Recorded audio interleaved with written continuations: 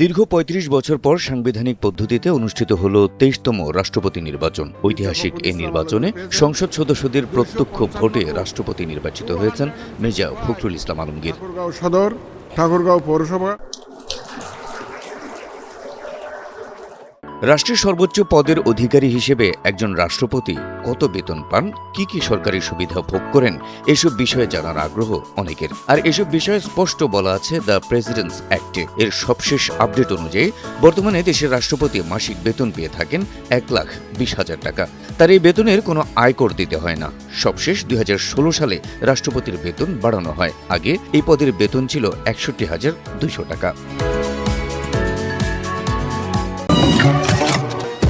নৌকামান মশা দিবসে এক্সট্রিম সমাধান।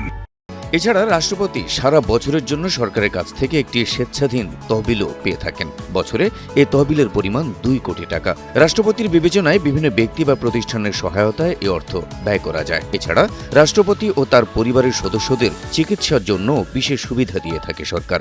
রাষ্ট্রপতি ও তার পরিবারের সদস্যরা দেশের যে কোনো হাসপাতালে বিনা খরচে চিকিৎসার সুবিধা পেয়ে থাকেন।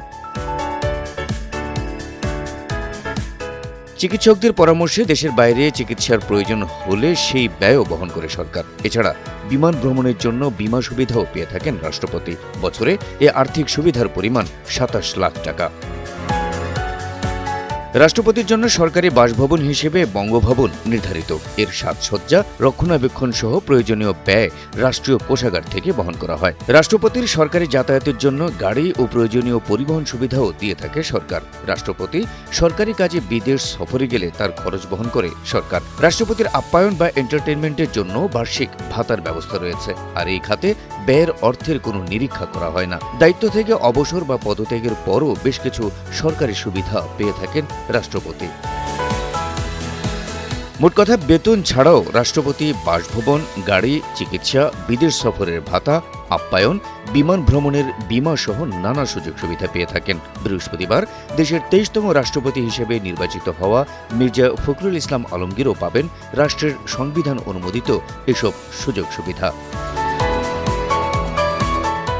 Habib Rasel, NTV online.